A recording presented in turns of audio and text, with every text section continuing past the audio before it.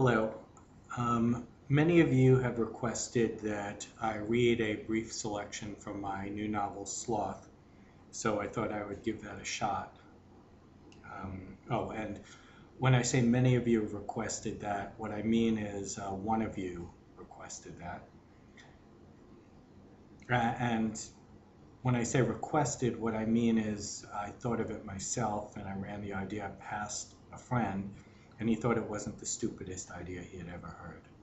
So here's the opening from my novel, Sloth.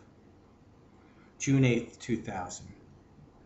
Have you ever tried to convince someone you weren't crazy?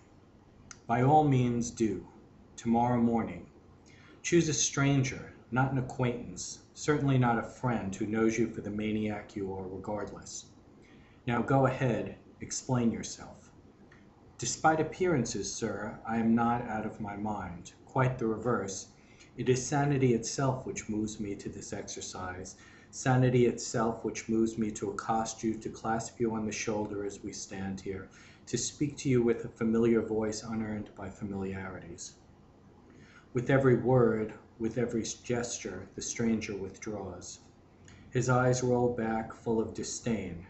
Still you persist, gathering his hands into your hands. Now his eyes start to widen.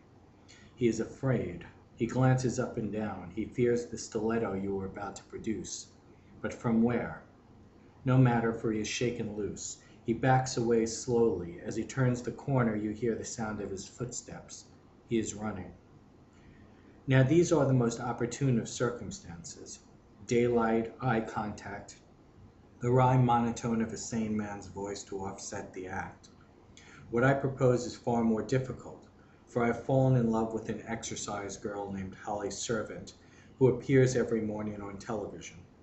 What I propose is to woo her from afar, to woo her with the words love has written upon my heart, to woo her on crisp, clean, acid-free paper, for email is too ephemeral, too case-insensitive to convey the substance of what I feel. Heloise to abelard@mortalcoil.org? I think not. No, paper it is. I will woo her on the page, perchance to bed her by my words.